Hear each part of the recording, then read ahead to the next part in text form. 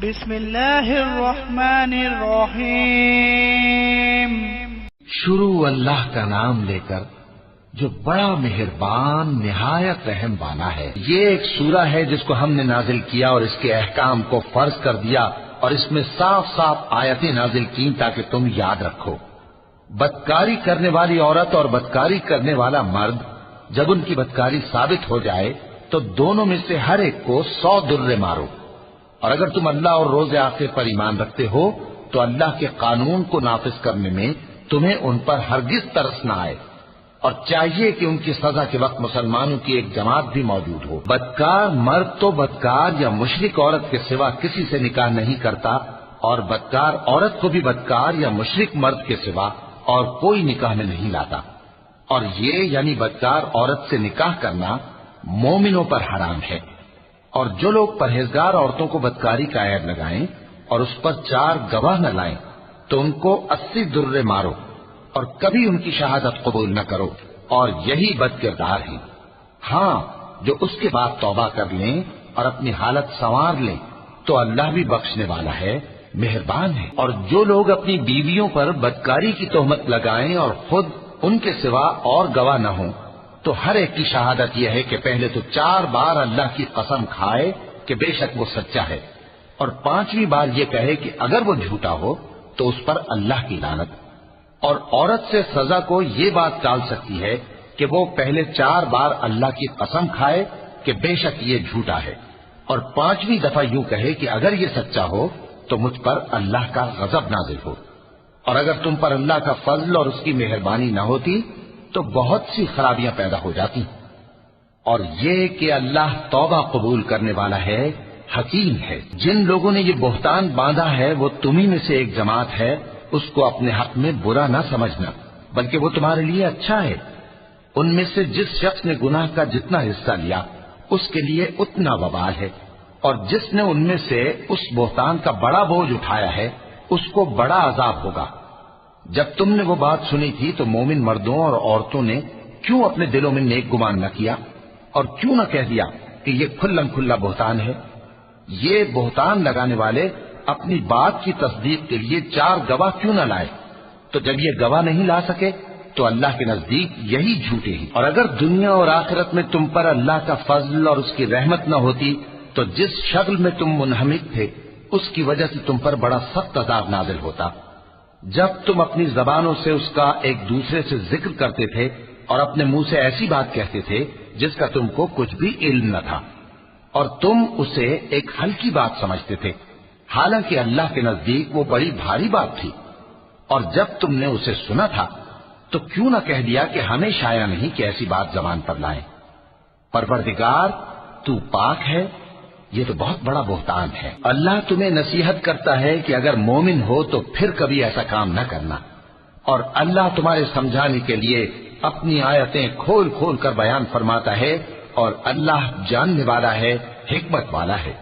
جو لوگ اس بات کو پسند کرتے ہیں کہ مومنوں میں بے حیائی یعنی تہمت بدکاری کی خبر پھیلے، ان کو دنیا اور آخرت میں دکھ دینے والا عذاب ہوگا، اور اللہ جانتا ہے اور تم نہیں جانتے۔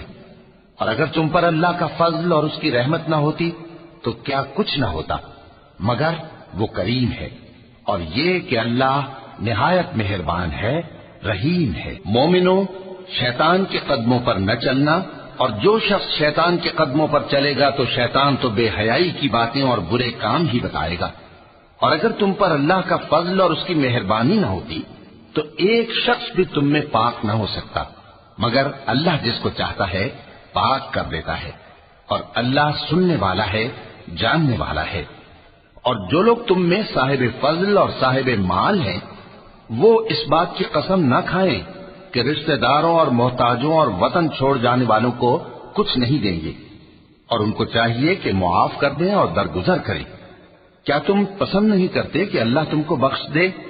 اور اللہ تو بخشنے والا ہے، مہربان ہے۔ جو لوگ پرہیزگار اور برے کاموں سے بے خبر اور ایماندار عورتوں پر بدکاری کی تہمت لگاتے ہیں ان پر دنیا اور آخرت دونوں میں لعنت ہے، اور ان کو سخت عذاب ہوگا، یعنی قیامت کے روز جس دن ان کی زبانیں اور ہاتھ اور پاؤں سب ان کے کاموں کی گواہی دیں گے۔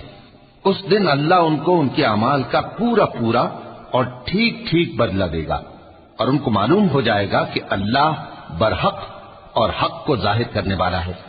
ناپاک عورتیں ناپاک مردوں کے لیے ہیں، اور ناپاک مرد ناپاک عورتوں کے لیے، اور پاک عورتیں پاک مردوں کے لیے ہیں، اور پاک مرد پاک عورتوں کے لیے۔ یہ پاک لوگ ان جھوٹوں کی باتوں سے بری ہیں، اور ان کے لیے بخشش اور نیک روزی ہے۔ مومنوں، اپنے گھروں کے سوا دوسرے لوگوں کے گھروں میں گھر والوں سے اجازت لیے اور ان کو سلام کیے بغیر داخل نہ ہوا کرو، یہ تمہارے حق میں بہتر ہے، اور ہم یہ نصیحت اس لیے کرتی ہیں کہ شاید تم یاد رکھو۔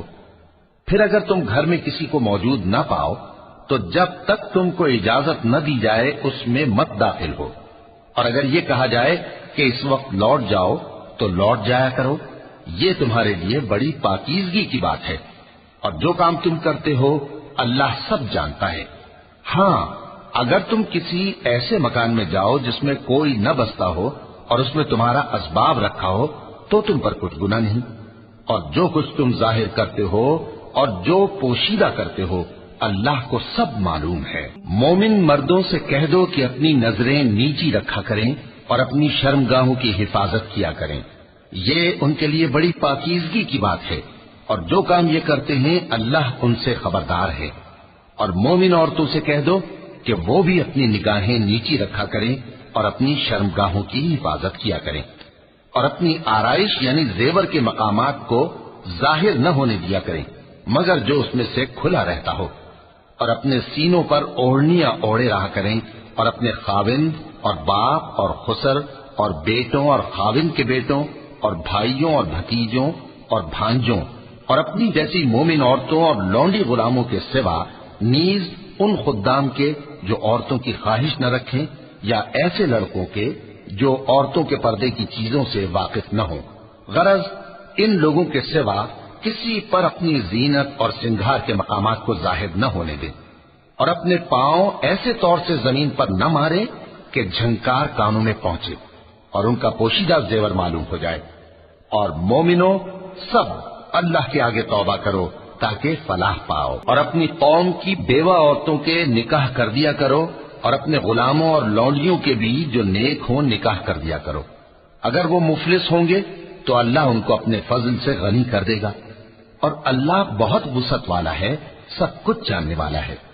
اور جن کو بیاہ کا مقدور نہ ہو وہ پاک دامنی کو اختیار کیے رہیں یہاں تک کہ اللہ ان کو اپنے فضل سے غنی کر دے۔ اور جو غلام تم سے مکاتبت یعنی مال دے کر پروانہ آزادی کی تحریر چاہیں، اگر تم ان میں صلاحیت اور نیکی پاؤ تو ان سے مکاتبت کر لو، اور اللہ نے جو مال تم کو بخشا ہے اس میں سے ان کو بھی دو۔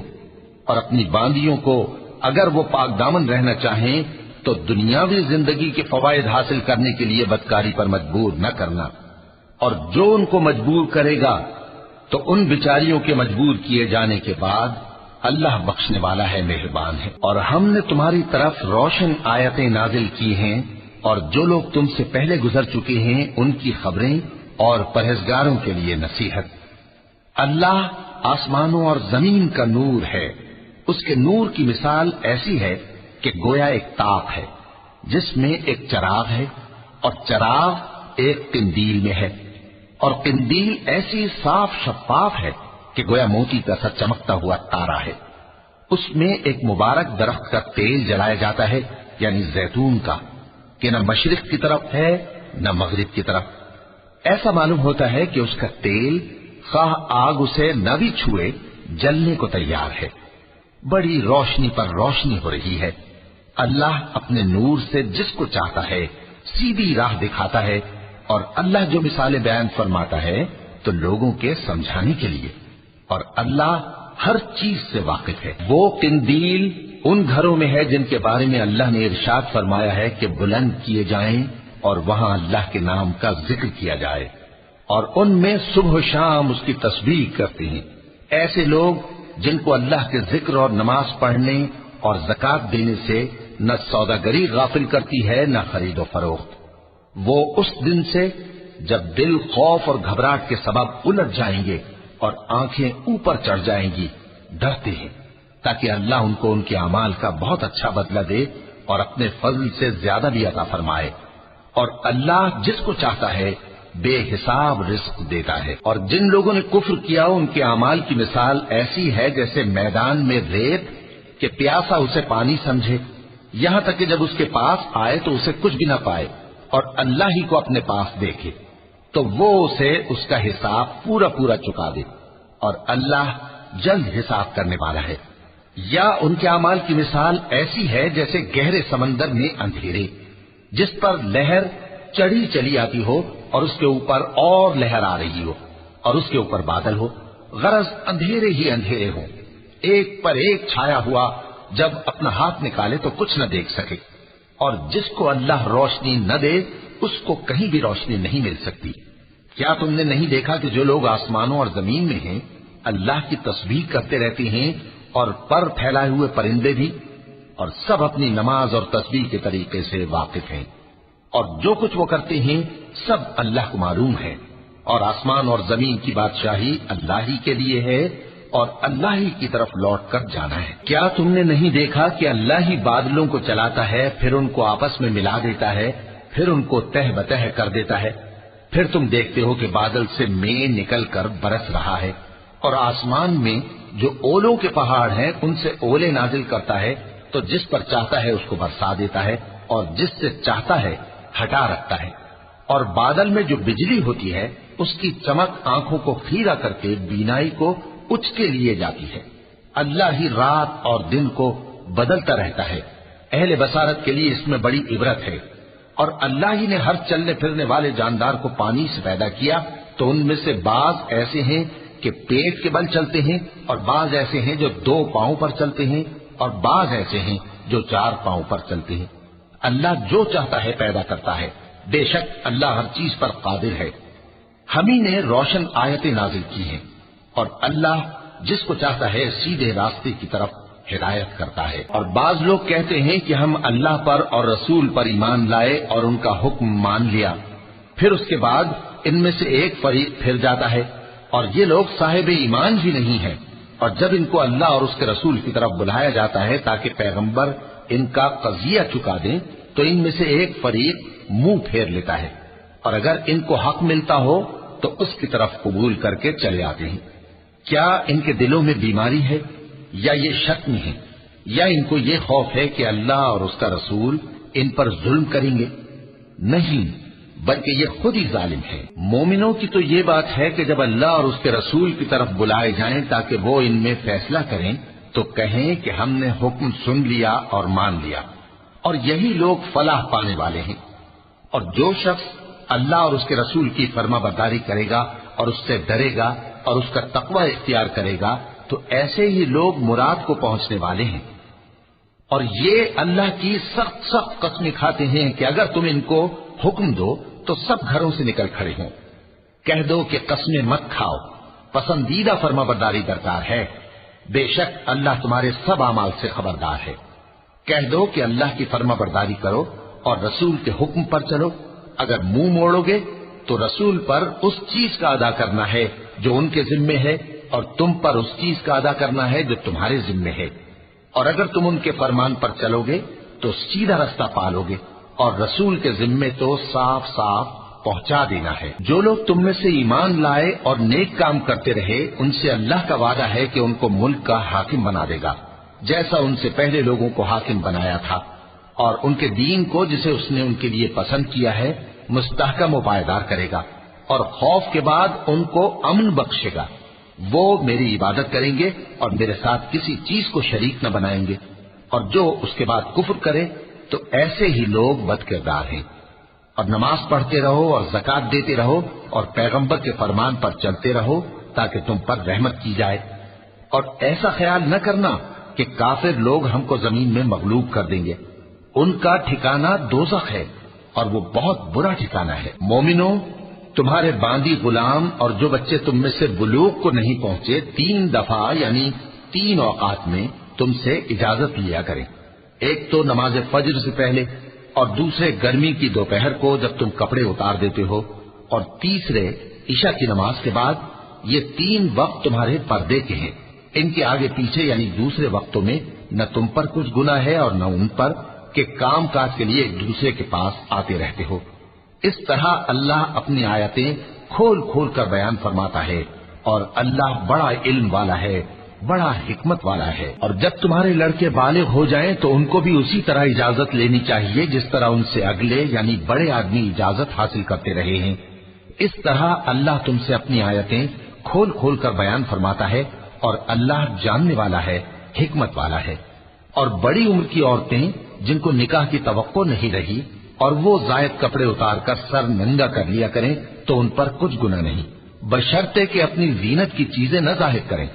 और अगर इससे भी बचें तो ये उनके हक में बेहतर है और अल्लाह सुनता है, जानता है। न तो अंधे पर कुछ गुनाह है और न लंगड़े पर और न बीमार पर और न खुद तुम पर कि अपने घरों से खाना खाओ या अपने बाप दादा के घरों से या अपनी माओं के घरों से या भाइयों के घरों से या अपनी बहनों के घरों से या अपने चचाओं के घरों से या अपनी फूफियों के घरों से या अपने मामुओं के घरों से या अपनी खालाओं के घरों से या उस घर से जिसकी कुंजियां तुम्हारे हाथ में हों या अपने दोस्तों के घरों से।